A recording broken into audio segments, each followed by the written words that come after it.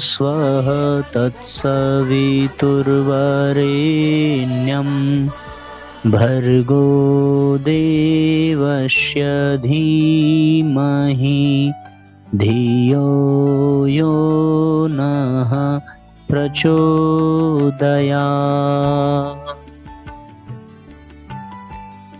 ओम सद्गुरु चरण कमलेभ्यो नमः। सभी आत्मीय बंधुओं को सादर प्रणाम। सभी का बहुत बहुत स्वागत है साथियों। आज के सत्र में ऑनलाइन दैनिक स्वाध्याय का 849वां एपिसोड आज हम सभी प्रारंभ करने जा रहे हैं। कल से हम लोगों ने एक नई पुस्तक प्रारंभ की, असंयम बनाम आत्मघात। इस पुस्तक के माध्यम से शरीर के प्रति हमारा क्या कर्तव्य है, शरीर के प्रति हमारा धर्म क्या है और धर्म कार्य के लिए शरीर की क्या आवश्यकता है, कितनी भूमिका है, इस बात का प्रतिपादन इस पुस्तक में हम सबको प्राप्त हो रहा है। आज का अगला अध्याय हम लोग प्रारंभ करेंगे। अगला अध्याय है धर्म साधन में शरीर रक्षा का महत्व। इस अध्याय के अंतर्गत पूज्य गुरुदेव क्या लिखते हैं ये हम सभी जानेंगे। उसके पूर्व आप सबसे विशेष निवेदन है कि शीघ्रता पूर्वक अधिक से अधिक शेयर जरूर कर दें। जितने अधिक लोगों तक आप भेजेंगे उतना ही इस स्वाध्याय का प्रभाव बढ़ेगा, उतना ही लोगों तक इसका संदेश पहुंचेगा, उतने ही लोगों को इसका लाभ प्राप्त होगा। और उद्देश्य भी यही है कि गुरुदेव के विचार घर घर तक पहुंचे। तो आज का अध्याय धर्म साधन में शरीर रक्षा का महत्व। दो बातें संसार में पूर्णतया सत्य हैं कि हमें संसार में पृथ्वी पर रहना है, और दूसरा है कभी न कभी पृथ्वी को छोड़ना है। ये दोनों प्रत्यक्ष और स्वाभाविक बातें हैं, और साथ ही यह भी स्वाभाविक है कि प्रत्येक व्यक्ति की यह इच्छा होती है कि पृथ्वी पर हमारा रहना सुखपूर्ण हो, पृथ्वी का त्याग यानी मृत्यु भी दुख रहित हो। जिन साधनों से ये दोनों ध्येय प्राप्त हों उन्हीं को धर्म कहना चाहिए। दोनों बातें बड़ी सुंदर है कि पहला ये है कि हम पृथ्वी पर रहें तो सुखपूर्वक रहें, और मृत्यु भी हो तो दुख रहित हो। अब ये जिस माध्यम से प्राप्त हो वही धर्म है। पृथ्वी पर रहकर काम करने के लिए हमारा औजार भौतिक शरीर है। यह समझना भूल है कि हम स्वयं शरीर हैं। नहीं, हम आत्मा हैं और हमारा शरीर स्वयं औजार है। हमारे शास्त्रों में भी लिखा है और आधुनिक अनुसंधानों से भी पता चलता है कि भौतिक शरीर के नष्ट हो जाने पर भी आत्मा सूक्ष्म शरीर में स्थित रहती है, और कभी कभी उसका भूलोक के मनुष्यों से संपर्क भी हो जाता है। इसलिए हमारा स्थायी और असली भाग अभौतिक आत्मा ही है, और भौतिक शरीर बाहरी वस्त्रों की भांति आत्मा से चिपके हुए एक वस्त्र के समान है, जिसका नाश होने पर भी आत्मा का अस्तित्व बना रहता है। जिस तरह यदि हम एक घोड़े पर सवार हों तो उस घोड़े की शक्ति, तेजी और स्वभाव का हमारे कार्यक्रम पर भी अच्छा या बुरा प्रभाव पड़ता है, उसी प्रकार हमारे शरीर का स्वास्थ्य, दक्षता और सत् स्वभाव, अच्छी आदतें पृथ्वी पर हमारी सफलता के आधार होते हैं, क्योंकि हमारा शरीर ही हमारी आत्मा का मुख्य औजार है। इसी तत्व को दृष्टिगोचर रखकर शास्त्रकारों ने कहा है, शरीर माध्यम खलु धर्म साधनम, अर्थात शरीर निश्चय ही धर्म का प्रथम साधन है। इसी बात को अन्य स्थान पर विस्तार पूर्वक समझाया गया है। आत्मानाम रथिनम विद्धि शरीरम रथमेव तु बोर्धितु सारर्थि विद्धि मनः प्रगहमेव च इंद्रियाणि हयान्याहुर्विषयान् तेषु गोचरान् आत्मेन्द्रिय मनोयुक्त भोक्तेत्याहुर्मनीषिणः।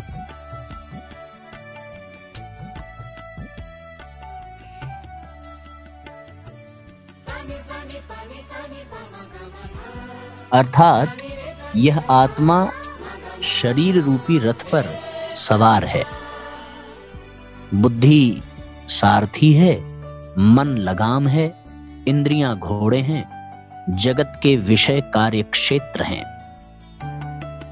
इंद्रिय और मन सहित आत्मा भोक्ता है। ध्यान रखिए कि भोक्ता आत्मा है, शरीर नहीं। मन, इंद्रिय और शरीर सब आत्मा के सहायक हैं, सारथी हैं, पर ये स्वयं आत्मा नहीं कहे जा सकते। पर इसका अर्थ यह भी नहीं है कि शरीर का कोई महत्व नहीं। अगर डॉक्टर का नस्तर साफ और तेज न होगा तो वह अच्छा ऑपरेशन नहीं कर सकेगा।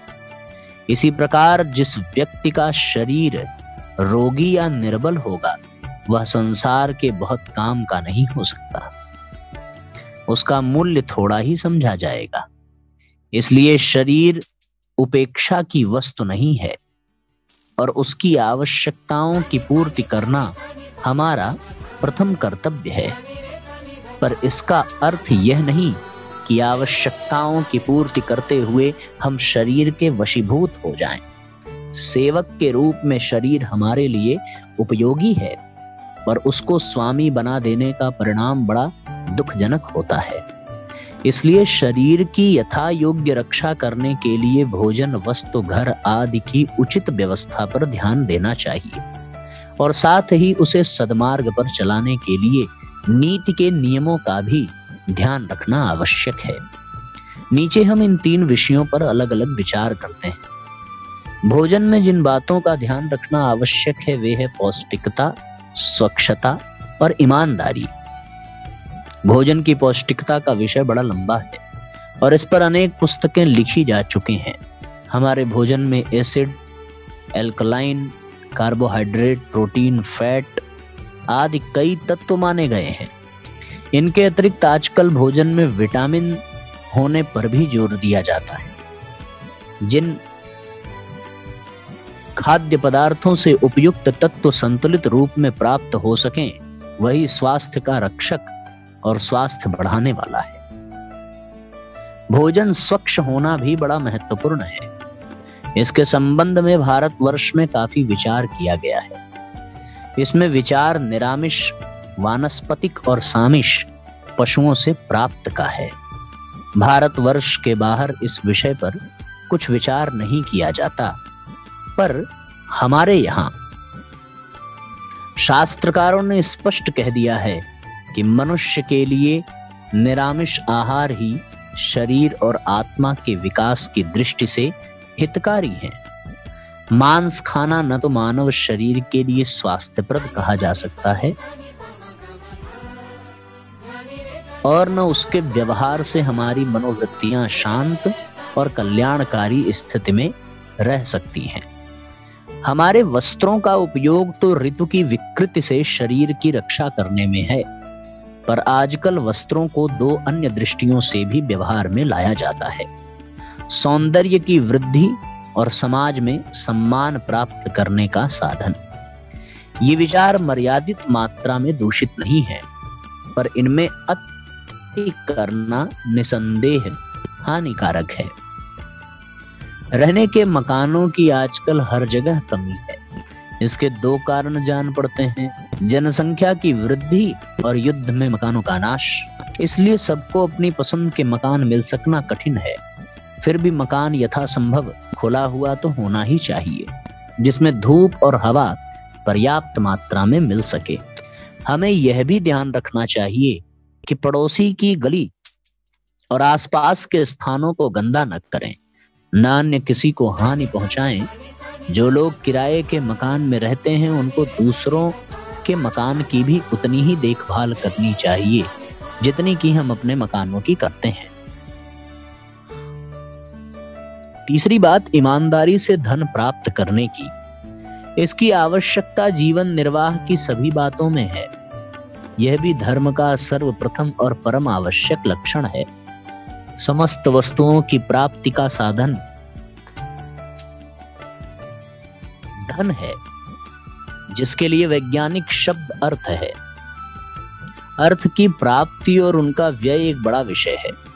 अर्थ की प्राप्ति के संबंध में आचार्य विनोबा भावे ने लिखा है कि कर्मयोगी का जीविका अर्जन कार्य समाज उपकारक होगा। बौद्ध धर्म में सम्यक आजीवन को धर्म के 8 अंगों में गिना गया है, जिसका आशय यही है कि हम आजीविका उचित और धर्म युक्त मार्ग से प्राप्त करें। इस संबंध में हमको ये समझना चाहिए कि संसार में सब वस्तुएं समाज की हैं।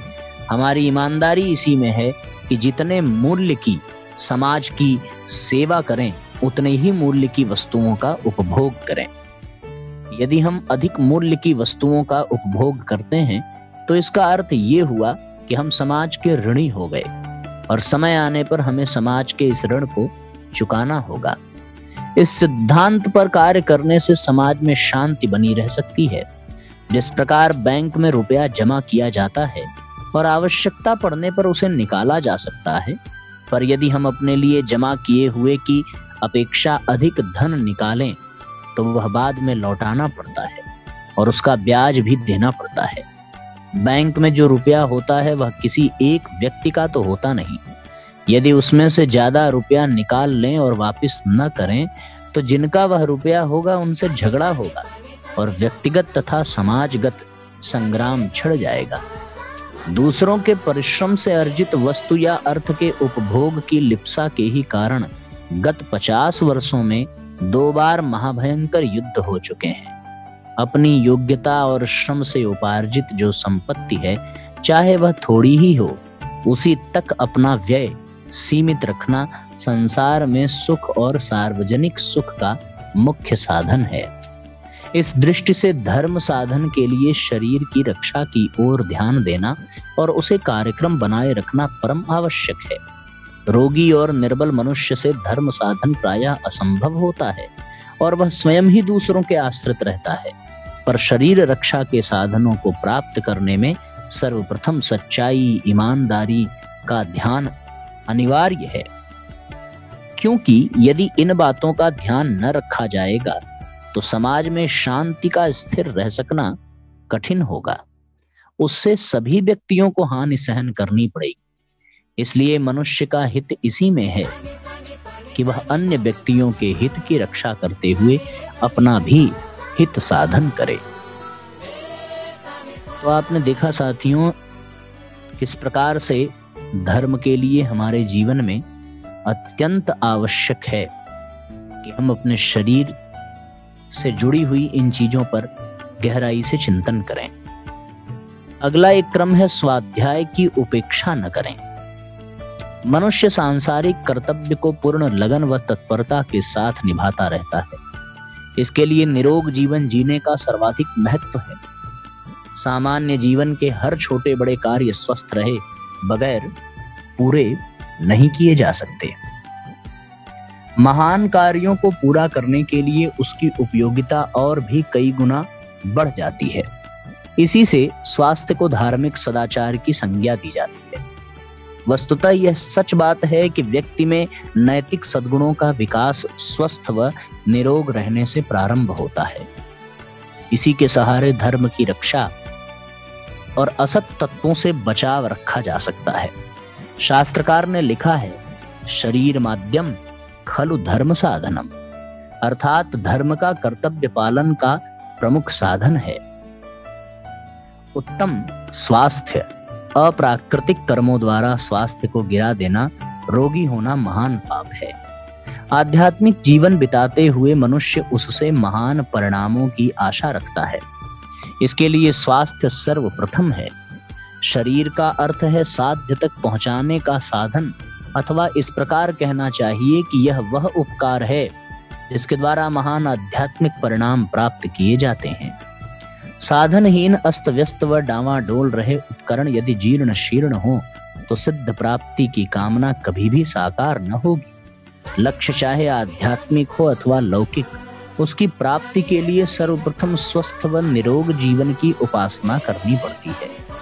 इसकी उपेक्षा करने वालों को तो अभिष्ट प्राप्ति से वंचित ही रहना पड़ता है। रोगी व शारीरिक दृष्टि से दुर्बल व्यक्ति सीधा शॉर्टकट मार्ग ढूंढकर किसी प्रकार की सफलता प्राप्त करना चाहता है तो उन्हें निराश ही होना पड़ेगा। सफलता का राजमार्ग अच्छे स्वास्थ्य से प्रारंभ होता है। आध्यात्मिक विद्या के आचार्य जब किसी को पारमार्थिक उद्देश्य की पूर्ति अथवा जीवन लक्ष्य की प्राप्ति की प्रेरणा देते हैं तो उन्हें जप तप ध्यान धारणा आदि की उच्च प्रक्रियाएं बाद में बताते हैं। पहले तो उनका प्रशिक्षण स्वास्थ्य कायम रखने निरोग जीवन बिताने पर होता है। पीछे दूसरे उपाय भी बताते हैं। नींव मजबूत किए बिना अगला कदम सफल नहीं हो सकता। कई लोग यह समझते हैं कि शरीर चाहे जिस स्थिति में पड़ा रहे जब तप मात्र से ही अभिष्ट प्राप्ति संभव है, किंतु ऐसा नहीं हो पाता। कोई ड्राइवर कहे कि उसकी गाड़ी टूटी फूटी है तो क्या हुआ, इंजन गियर ब्रेक आदि अच्छे नहीं तो इसमें क्या हर्ज है, तो समझदार यात्री उसकी बात पर विश्वास नहीं कर सकता। इसी प्रकार टूटे फूटे जीर्ण शीर्ण एवं रुग्ण शरीर को लेकर कोई व्यक्ति जीवन लक्ष्य प्राप्त कर सकेगा, उस पर विश्वास नहीं किया जा सकता। मनुष्य की जिंदगी भी ऐसी ही एक यात्रा है। इसे शरीर की मोटर पर सवार होकर पूरा किया जाता है। मंजिल की ओर से चलने वाला वाहन वह शरीर ही है। इसे यूं ही उपेक्षित रखा गया, रोग शोक और दुर्बलता के यातनालय में पड़ा सिसकता रहने दिया गया तो लक्ष्य प्राप्ति की प्रक्रिया भला कैसे पूरी हो सकेगी। पूजा पाठ करें सो ठीक है, सदाचार पर चलते हुए जीवन को समुन्नत बनाते चलें यह सराहनीय है। उचित रीति से धनार्जन करता हुआ अपने परिवार का उचित ढंग से पालन पोषण करे, यह सभी अध्यात्म के महत्वपूर्ण अंग हैं। किंतु इन सबसे अधिक और सर्वप्रथम ध्यान देने योग्य यदि कोई वस्तु है तो वो है उत्तम स्वास्थ्य और निरोग जीवन। स्वास्थ्य सफलता का मूलाधार माना गया है। शरीर रुग्ण हो तो चित्त कभी स्थिर न रहेगा, शारीरिक अशक्तता से मन खिन्न रहेगा। रोग शोक और पीड़ाओं में फिर वह एकाग्रता कहाँ बन पड़ेगी जिसकी अपेक्षा की गई थी। ऐसे व्यक्ति आध्यात्मिक जीवन का क्या आनंद पा सकेंगे।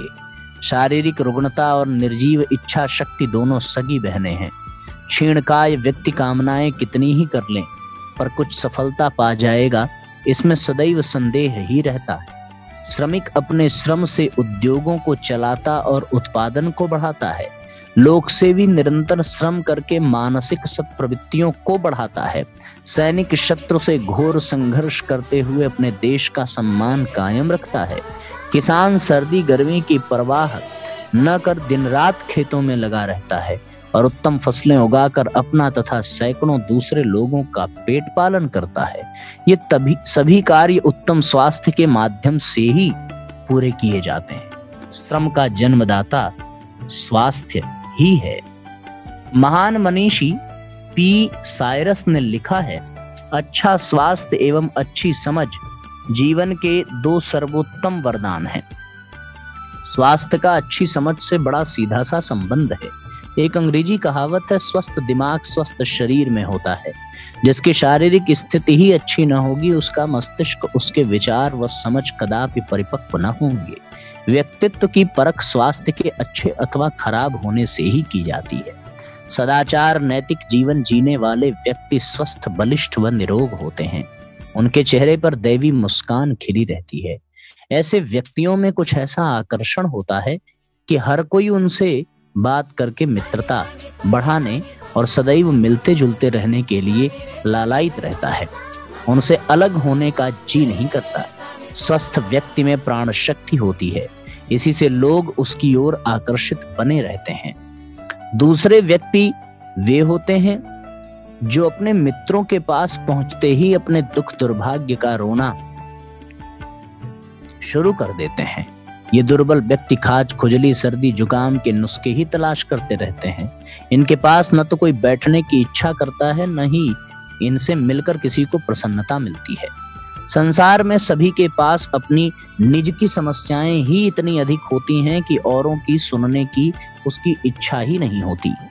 दूसरों से मिलने प्रसन्नता प्राप्त करने का ही भाव अधिक रहता है। जो बेचारा स्वयं खींचा हुआ अप्रसन्न अस्वस्थ एवं चिंतित रहता है वह औरों को क्या तो प्रसन्नता देगा। क्या किसी को अपनी ओर आकर्षित कर सकेगा? कहते हैं लोग निर्धन व्यक्ति का कभी साथ नहीं देते। किन्हीं परिस्थितियों में संभव है अधिक आत्मीय व्यक्ति, सच्चे मित्र धनाभाव में भी संबंधों का निर्वाह करते दिखाई दे जाते हों, किंतु दुर्बल व्यक्ति रुग्ण पुरुष से तो सभी आंखें छिपाते और कतराते रहते हैं। उनसे कुछ लाभ उठाने की बात तो कभी सोच भी नहीं सकते। वे वास्तव में कभी किसी का उपकार नहीं कर सकते। ऐसे व्यक्ति समाज व राष्ट्र के अभिशाप ही माने जाते हैं। आगे पूज्य गुरुदेव लिखते हैं साथियों कि रुग्ण व्यक्ति खुद तो परेशान, चिंतित एवं निराश रहता ही है, अपने परिवार वालों, समीपवर्ती लोगों को भी हर घड़ी परेशानी में फंसाए रखता है। किसी शायर ने लिखा है, तंगदस्ती अगर न हो गालिब, तंदुरुस्ती हजार नियामत। दैनिक परेशानियों से छुटकारा पाने का एक ही उपाय है, तंदुरुस्ती, अच्छा स्वास्थ्य। यह बात सिर्फ वैयक्तिक हित के लिए नहीं है, वरन इससे सभी को लाभ मिलता है। जीवन के विभिन्न व्यवसायों में अनेक लोगों के साथ हमारा संबंध बना रहता है। बेटे की स्वास्थ्य खराबी अकेले उसी को तकलीफ दे सो बात नहीं, उसके इलाज के लिए माँ चिंतित होगी ही। अपने व्यवसाय को छोड़कर चिकित्सा के लिए बाप को जाना ही पड़ेगा। पास पड़ोस वाले भी इसी कार्य में हाथ बटाते हैं। धन का अपव्यय होता है सो अलग, समय की बर्बादी होती है वह एक तरफ। जितना श्रम व धन किसी उपयोगी कार्य में लग सकता था वह एक व्यक्ति ही ले बैठा। धर्म कर्तव्य समझकर लोग रोगी की सेवा सहायता करते हैं, पर साथ ही यह भी अनुभव करते हैं कि उसके कारण उन्हें कितनी हानि उठानी पड़ी। फिर रोगी के प्रति धीरे धीरे समीपवर्ती लोगों में घृणा और उपेक्षा की भावना पनपने लगती है। इसलिए स्वास्थ्य को बनाए रखने और उस हेतु आवश्यक संयम को जीवन में सदैव स्थान दिए रहने में भूल नहीं करनी चाहिए। स्वास्थ्य को असंयम की वेदी पर बर्बाद करना आत्मघात है और राष्ट्र की भी सबसे बड़ी संपत्ति का नाश करना है। इसलिए स्वास्थ्य की उपेक्षा न करें। तो ये साथियों, स्वास्थ्य से संबंधित आज का ये अध्याय बहुत ही मार्मिक हम सब के लिए स्वास्थ्य के प्रति जागरूक करता है। स्वस्थ शरीर से ही हम सब कुछ कर सकते हैं। आइए इन्हीं भावनाओं के साथ गायत्री मंत्र पढ़ आज के कार्यक्रम को विराम दें। ओम भूर्भुवः स्वः तत्सवितुर्वरेण्यं भर्गो देवस्य धीमहि धियो यो नः प्रचोदयात्। सभी आत्मीय बंधुओं को सादर प्रणाम। सभी को बहुत बहुत धन्यवाद जुड़ने के लिए। सबको जय राम जी की।